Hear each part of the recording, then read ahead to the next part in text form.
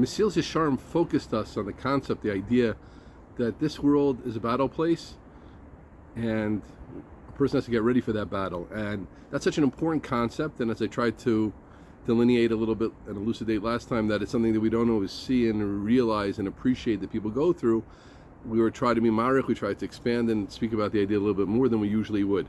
And I'm going to do that again, and now focus on the letter that I mentioned from the great Rav Hutner, Rav Yitzchak Hutner, the Baal Pachad Yitzchak, the Rosh Yeshiva of Yeshivas Rabbeinu Chaim Berlin in New York, and has branches in Eretz Yisrael, Gur Aryeh Kol, etc. And I want to share which is one of the greatest of his letters. It's one of the most well-known of his letters. Some of you probably know it. If you know it, it's certainly worth hearing again and again and again. And if you haven't heard it, it's a true gem. And just a word about who Rav Hutner was. Besides his great godless b'Torah, he was a great gadol, one of the Gedolei Ador, certainly. And anybody who learns Pachad Yitzchak sees his breadth and his depth in Torah and in Pnimius Torah and all different levels of Torah, together with being a regular Rosh Yeshiva who gave shiurim on the highest level in Halacha and Shmaitza. But besides that, he was arguably the greatest of his generation in building Talmidim, and building many different Talmidim of different sorts, from the totally dedicated Balabas, who was dedicated to the yeshiva and to work and made a lot of money, many of those, and to great Rosh Yeshivas and Poskim, etc. I don't want to go through the whole list, but I've noticed often when you even hear about, it's like sometimes more minor figures, they're less known in seminaries and yeshivas that had tremendous impact. Often it will be, or was at least, a Talmud of Rav Hutner. I've seen it many times, just glancing, oh, this one, oh, wow, this person, not the known names, not the Feivel Cohens and Jonathan David, or David Cohen, some of his known Talmidim. You know, my Rebbe, I must mention, Mendel Blachman was a Talmudist for 4 years also, so I feel direct catcher to Rav Hutner.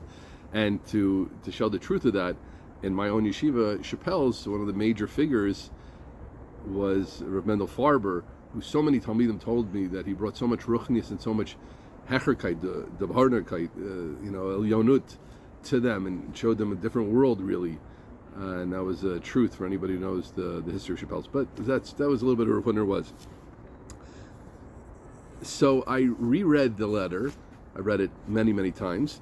I've taught it, Baruch Hashem, many times. But I reread it to refamiliarize myself before this session, and also to figure out what not to say. I don't want to read the whole letter, but I'll tell you, it's so difficult to leave any part out, and therefore I don't think I'm going to, because I think every sentence here and every word here is gold, and it's worth hearing. And I'm filming this just 2 days after Rosh Chodesh. No, a day after Rosh Chodesh. Actually, this letter was written on Yom Beis Rosh Chodesh Iyar, and I made a mistake. I read Cheshvan there. I'm sorry. Leave that out. But it was written in, I think, 1963, Tafshin Chaf Gimel. And so here we go. Ahuvi Chavivi, Shalom Ubracha, my beloved. This is to a student. Now, the background was, this student obviously had written to the Rosh Yeshiva about difficulties he had and nefilot he had, and we don't know exactly what level, but definitely things that were going on, which he perceived himself, because of those nefilot, because of those struggles, because of his falling backwards and doing things that he wasn't proud of at all. So he was really writing like a letter, mitoch yeyush, kind of to Rav Hutner, despair and feeling himself totally far from the Beis Hashem, far from HaKadosh Baruch Hu, outside of what, for sure, certainly what his Rosh Yeshiva, his great Rosh Yeshiva, wanted to hear about him. Michtava higil yadi, I got your letter. Dvarcha higil levavi, and your words touch my heart. Dalacha chavivi, no, my beloved. Ki etzem michtavacha mitznaged, your letter goes against to everything that you said in it. I'm going to explain to you what I mean by that interesting lang, that the very letter you wrote is a stira, is a contradiction to what you wrote. What? Racholi etzlenu. It's a machla by us. When we think about the godless of our gedolim, we look at who they are at the end of their journey, at the end of their quest, at the end of their battle. We talk about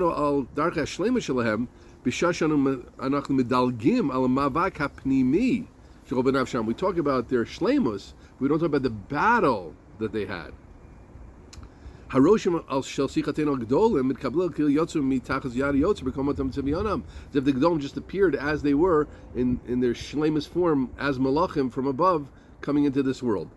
Hakol mesochim and palim marim alanes et ataro taloshon shabal Chavetz Chaim. So he takes the Chavetz Chaim as a example. Everybody talks about how great his Shmiras Halashon was and how he effected a whole change, and we put up on a banner. That we talk about. Chavetz Chaim with Shleimus never said any Lashon Hara. He wrote about Lashon Hara. He popularized Lashon Hara. Not speaking Lashon Hara.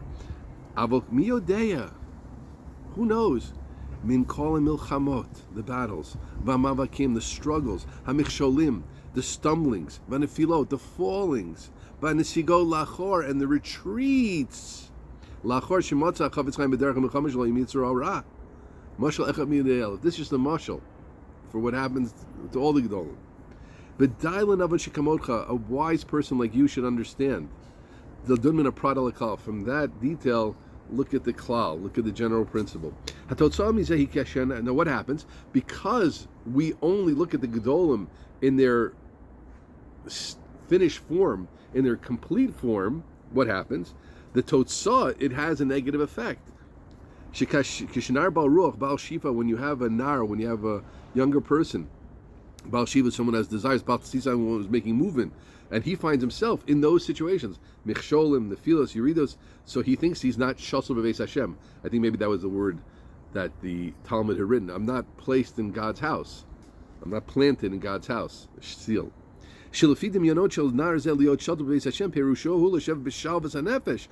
to be Beis Hashem? Beis Hashem means that I'm B'Shalvas HaNefesh, everything's calm and cool, and I'm on control of everything, and my Yetzer Hara is totally in control, my Yetzer Tov is shining, and my face shines like a Malach. And I'm sitting in B'Ziv Shechina like I will be in Olam Haba, B'Ezrat Hashem. Kederech HaTzadikim, then Miziv Shechina, Uchulei. Shatrosem, Barosem, Zivas Gan Eden. Here we are. That's what it means. I'm trying to touch the next world in this world. And the Yetzer Hara doesn't have anything to do with him. I think he means to say, no, Chavivi. And listen carefully, friends. The source of your soul. It's not the peace and calm of the Yetzer Tov.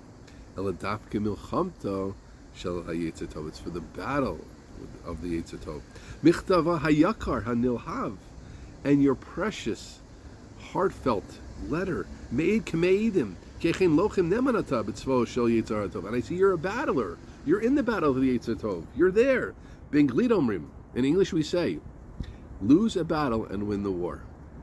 Lose a battle and win the war. You've suffered, you've fallen, you've struggled, and you will struggle. And you'll fall in battles. After all those battles, you will leave the battle with the crown of glory of success on your head. And the like treifa, the thing you grabbed will be between your teeth. Lose battles, but win wars. 7 will fall the righteous man instant. Haptipshim, the foolish choshvim. What does it mean to say? Even so. No, Sheva Yipol Tzaddik becomes because of the nefilas. That's why he's come. He's the person who is at the end of the day because of all his nefilas. Who mavikim shel tzaddik? He derech Hashem nefilas shelo. V'yard kol asher asvi nei tov mod. Kadosh Baruch Hu Parshas Bereishis. Look at everything he created. V'nei tov mod, and it was so good. Tov ze Yetzer Tov ma'od. What's tov mod? Yetzer Hara. Bereishis Rabba Tes Ahuvi. My beloved, I squeeze you to my heart, and I whisper into your ear. If you would have told me about your mitzvahs and ma'asim tovim, I finished this masechta, I helped at home, I was very responsible with my parents, I didn't do anything wrong. I didn't waste any time. I shtayed the whole time. That would have been a good letter. You read this and it feels a very good letter. Your ruach is churning to come out a gadol, the great person. Please don't imagine that gedolim with their yetzer tov mamish is one. He is just a shtick oneness with his yetzer tov. That's all he is. This is how you have to think of the gedolim: battlers, lochmim, special forces, day after day in the trenches. Verdun, some. That's how you say it. Vietnam. I'm adding that. He didn't say that. In calling it tias v'shivlos v'nemuchos, with shivlos v'nemuchos and low things that they had to deal with. Ubizman she'incha margish b'kirbecha asar hayetzer, when you feel the yetzer hara is overwhelming you. Now you're close with them. Obviously, that you're going to battle, right? I mean, I give into it, right? But you're battling.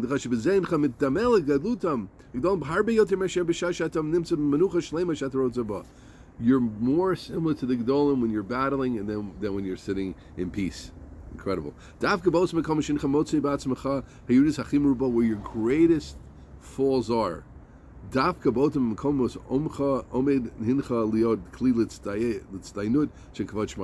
that's very interesting. That needs its own Torah explanation. I think that idea is rooted in Reb Tzadok and probably earlier sources. But specifically, where your worst in the feelings are, that's where your greatest kli could be for the honor of God. You don't want to steal my, I guess how he's writing, because I want you to know how bad I am, etc. So you don't want to steal my perception of you.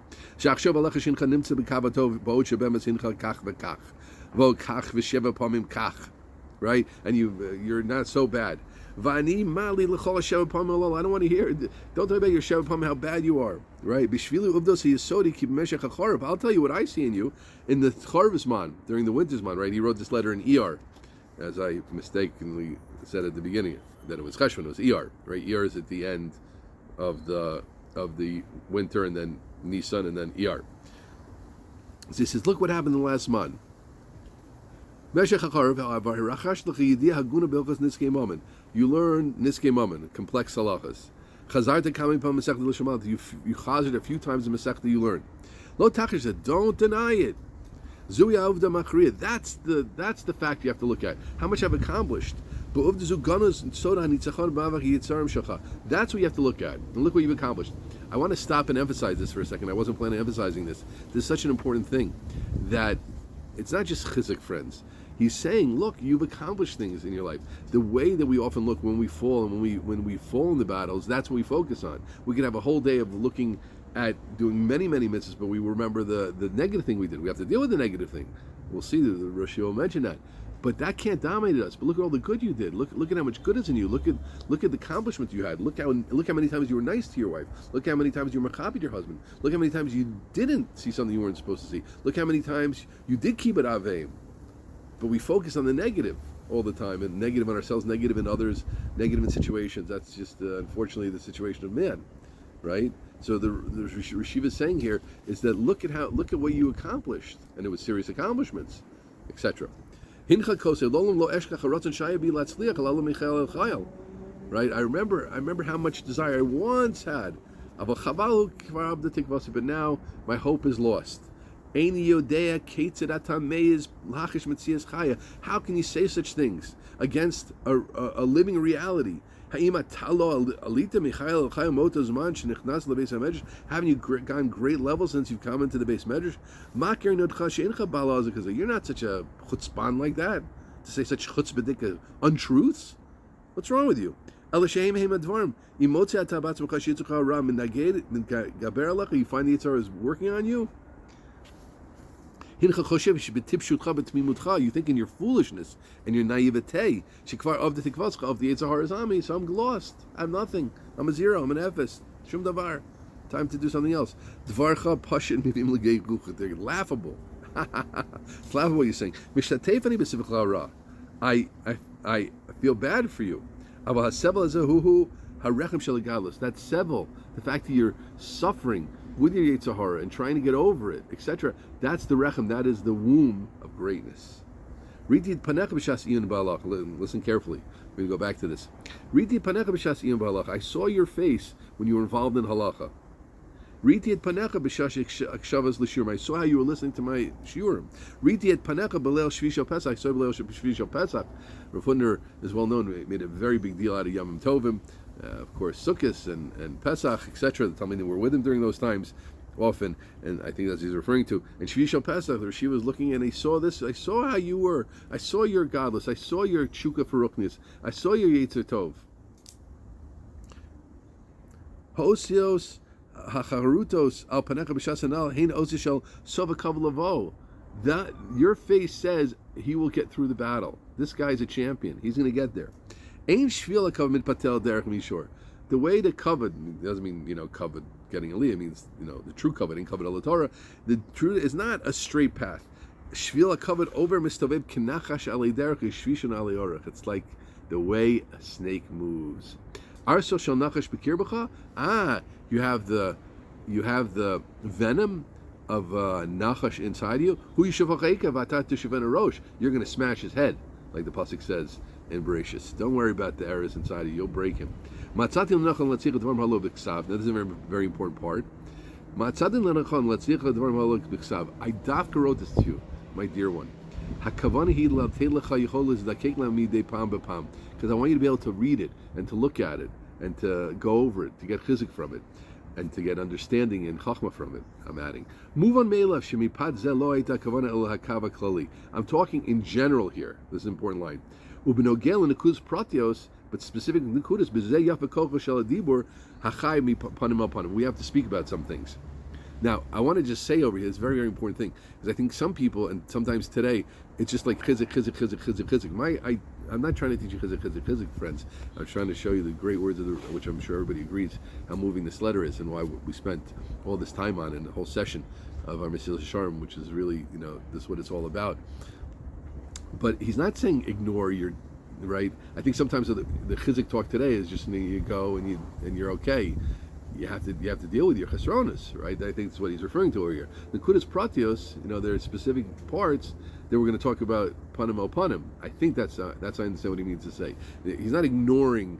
It's not just I did this and I did this about lashon hara. Oh, don't worry, you're going to be gavaldig. Let's keep speaking lashon hara. No. That there's another religion that believes that. That's not our religion, right? We don't like that religion, right? I mean, whatever. Yeah, we're Jewish. We want to fix ourselves. We have to fix ourselves. I'm speaking to myself. You can't. But the grand chizik of seeing the sofa derech lavo and all that the Rishiva said, but together with that, the nekudas pratius, that's the kava klali, is we're going to get through things if you want to try and you're serious, etc. But you have to deal with the nekudas pratius. And the Rishiva finishes, Atu hashato beveis Hashem. You thought you weren't. You are the one who's planted in the Beis Hashem, my dear one. And then he signs off, Bishtatfut besivlecha, in partnership in your sevel and your difficulty, b'bitachon b'nitzchoncha, in surety of your success, b'tfila latzlachasecha, and in prayer for your hatzlacha. Yitzchak Hutner. Nichta b'tzido. P.S. Achshav hincha mevin et hamishpat rishon shel michtav. Now you understood what I said at the beginning. Ki etzem michtavcha min nagedu l'chol tiurim hanimsambo. Right, all the words used to describe yourself exactly the opposite. Okay, so I think it speaks for itself, and it's incredible. Just to share a few maybe takeaways, humbly share a few takeaways. Something this stands on its own, and I'm so happy I could share it. I didn't say which one it is. It's Kuf Kaf Ches 128. One more than the years of Sari Min, right? Sorry, it's 127. So 128, Kuf Ches, and Igeres Ksavim of the Baal Pakad Yitzchak. Great book to have, and this is another many other central letters here. Of course, the letters in Halacha, as we said. Something on the bucket list. I want to go through all of it one day, but I'm not sure when we're going to do that. Okay, so I just want to share for if any Rabbeim are listening or you're hearing this, and Chaz myself, you see what it means to be a Rebbe here. Just such a chizik. How Rav Hutner was, first off, that he spent all the time writing this letter, that he was following this Talmud, that he was seeing him, seeing his growth, dealing with him. And then this letter was only just part of it. And then there was going to be the follow-up discussions with him. And that's what they say Rav Hutner had an unbelievable knowledge of his Talmidim. But that's, it seems to me that's the work of Chinuch. And for Talmidim, those who are looking for relationships with the Rabbeim, you see how important it is to be open. Imagine this Talmud hadn't been open with Rav Hutner. What would happen? So he wouldn't have grown.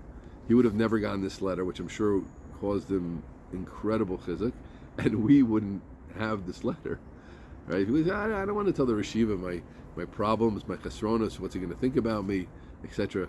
So Baruch Hashem, this young man, then a young man, 60 odd years ago, 62 years ago, was open with his Reshiva, and if you have good rabbis, that's the way to be, is to be open with them. People can't help you if you aren't open and sharing that. The Rav of your community does not know what's up with your family if you're not including him. So generally, Chashav Rabbanim care about their people, and they're there to help, but they can't help if they don't know. And we wouldn't have it, and now Baruch Hashem, we have it, this letter. And finally, you're curious. I'm very curious. Who was this person? I wonder if anybody knows. I mean, probably the family knows, but maybe no. But anybody knows, they could send it over. Okay, I look forward to continuing with the next session next time, and it's something really to review in Chazer. I was so happy that I was able to review it myself. Happy I could share with everybody, and we should continue to learn from our great people, and we should continue to learn the right things from our great people, and remember that their way of greatness was not simple.